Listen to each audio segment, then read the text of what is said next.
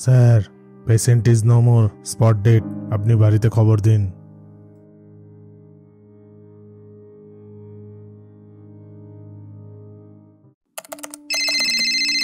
এই সময় আবার কে ফোন করছে? ও মা। হ্যাঁ বলো।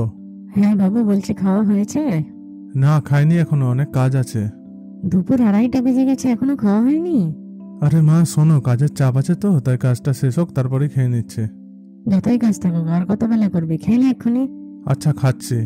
আর বলছিলাম যে পরশু বাড়ি আসছিস তো? দেখছি, এখনো ছুটি পাইনি। দেখছি মানে কি, আমি সব জানি না, পরশু দিন যেভাবেই হোক আসতে হবে। না, মাকে বলা যাবে না, তাহলে সারপ্রাইজটা নষ্ট হয়ে যাবে। আচ্ছা আচ্ছা, আমি চেষ্টা করছি, না হলে তো রাতের মধ্যে আমি যাবই। ঠিক আছে। আচ্ছা আমি রাখছি এখন, বস ডাকছে, একটা মিটিং আছে।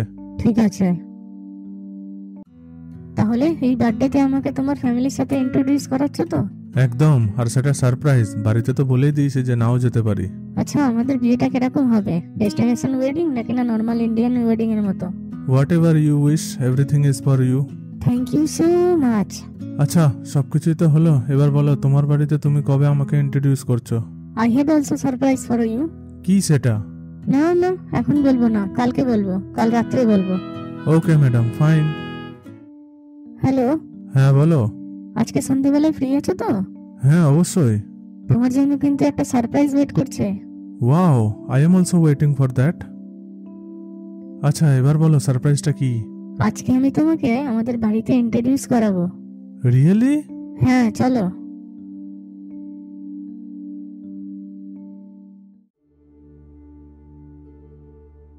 বাবা। হ্যাঁ বলো। বাবা, এই দেখো কাকে এনেছি। কে? বাবা, এই রাহুল, সেই যার কথা বলেছিলাম। আচ্ছা রাহুল। আচ্ছা বসো বসো, দাঁড়িয়ে কেন? ভয় পাচ্ছ না কি যে কি বলবো? হ্যাঁ না মানে? আরে টেনশন নাই, আমার মায়ের যা পছন্দ আমারও তাই পছন্দ, এতে কোনো বাধা নেই। আচ্ছা আচ্ছা। স্যার একবার শুনুন। কি হয়েছে? স্যার একটা প্রবলেম হয়ে গেছে, এদিকে একবার আসবেন? 1 মিনিট, তোমরা গল্প করো, আমি আসছি।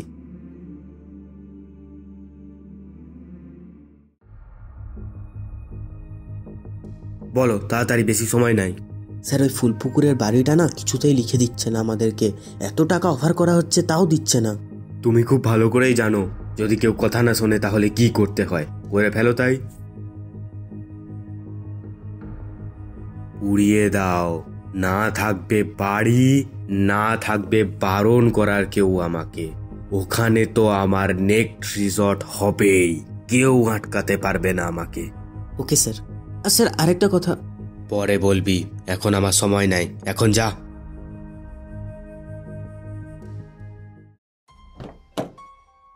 আপনি আপনি কে? আরে আমি প্রিয়াঙ্কা। তুমি তুমি এরকম ভাবে কেন?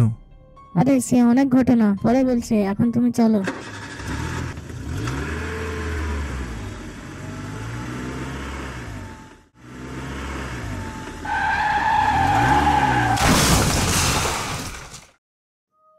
এই প্রিয়াঙ্কা, আমরা হসপিটালে কেন? তুমি আমার সামনে, কিন্তু ওখানে কেন শুয়ে আছো? তুমিও তো সেম, কিন্তু এর মানে কি? আমরা মারা মারা গেছি? গেছি?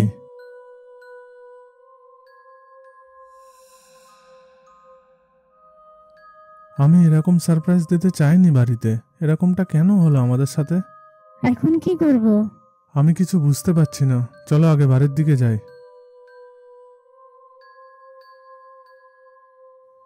একই একই একই অবস্থা আমার ঘরের।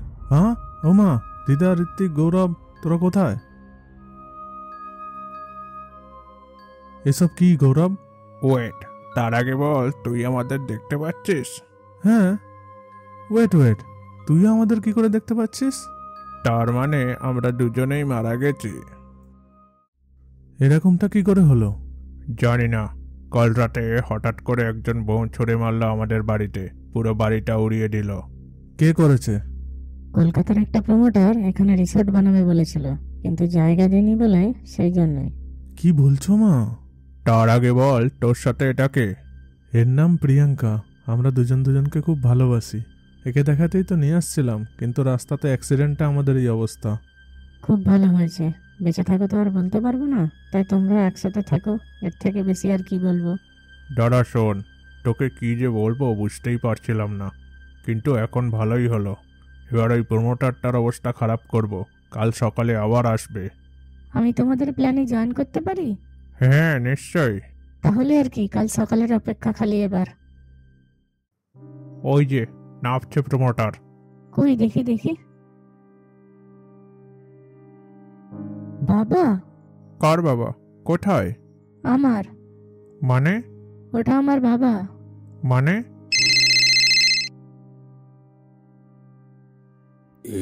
এটা কি করে সম্ভব?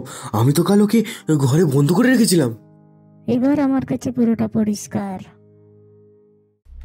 ওটা কাকে ধরে এনেছো তুমি? কি হলো বাবা, তুমি তো অত কথা বললে কালকে ওর সাথে, এখন আবার কি হলো? একদম বেশি কথা না, যা বলছি সেটা তোমাকে করতে হবে। কোথাও বেরানো মানা আজকে। এই ঘরে চুপচাপ বসে থাকবে তুমি, বুঝেছো? না, এই ছেলের সাথে সম্পর্ক রাখা যাবে না। এর গোটা পরিবারকে তো আমি উড়িয়ে দিয়েছি। স্যার স্যার স্যার, একবার আমার কথাটা শুনে নিন স্যার। কি হয়েছে? এটা কি? আগে যেটা বলেছি সেটা কর আগে। স্যার ওই কাজটা হয়ে গেছে স্যার, কিছুক্ষণের মধ্যে খবর চলে আসবে স্যার। কিন্তু স্যার এই কথাটা একবার শুনে নিন, নালে স্যার বিপদ হয়ে যাবে একটা। সাব্বাস! কি হয়েছে এবার? তুই কি বলছিলিস বল। স্যার ওই ছেলেটার বাড়ি ওটা। মানে?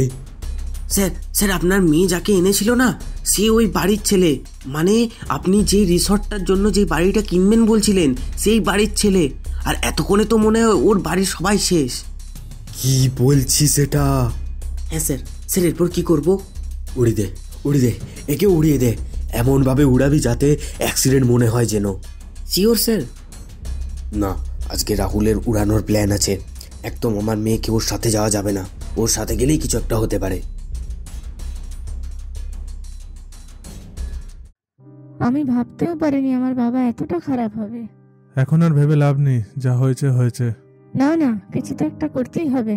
গৌরব, তুমি তো একটা প্ল্যানের কথা বলছিলে না? আমি তো ভাবছিলাম ওই প্রমোটারকে ভয় দেখাবো। তাই করব।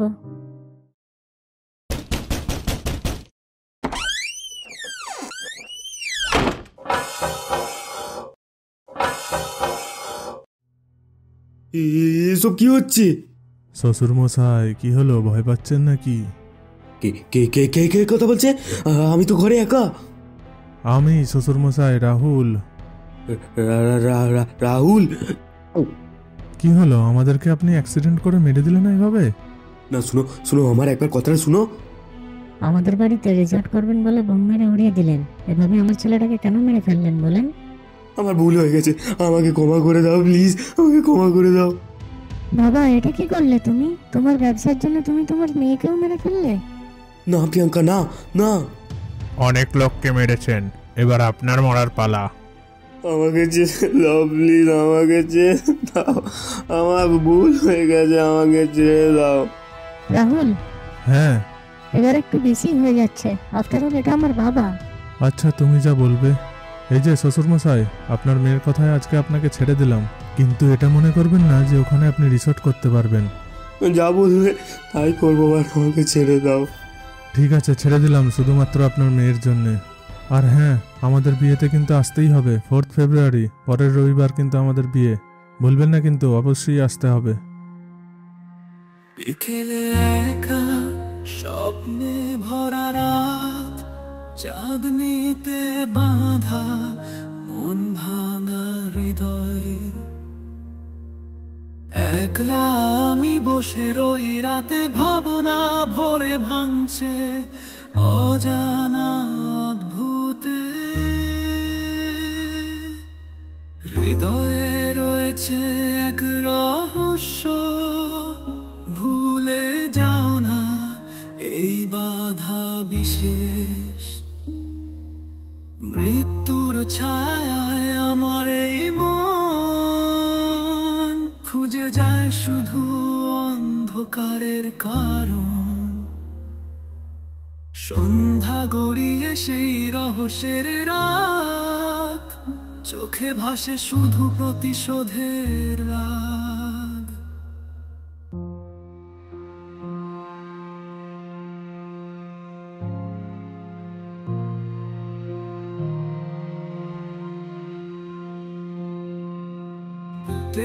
আড়ালে চিন্তা মিশে যায়, কারো ছায়ায় চোখে হাসি ছোঁয়, কি রহস্য লুকিয়ে এসে আসে কোথায়, আমার মনের মাঝে যে রহস্য বুঝায়। হৃদয়ে রয়েছে এক রহস্য, ভুলে যাও না এই বাধা বিশেষ। মৃত্যুর ছায়ায় আমার এই মন খুঁজে যায় শুধু অন্ধকারের কারণ।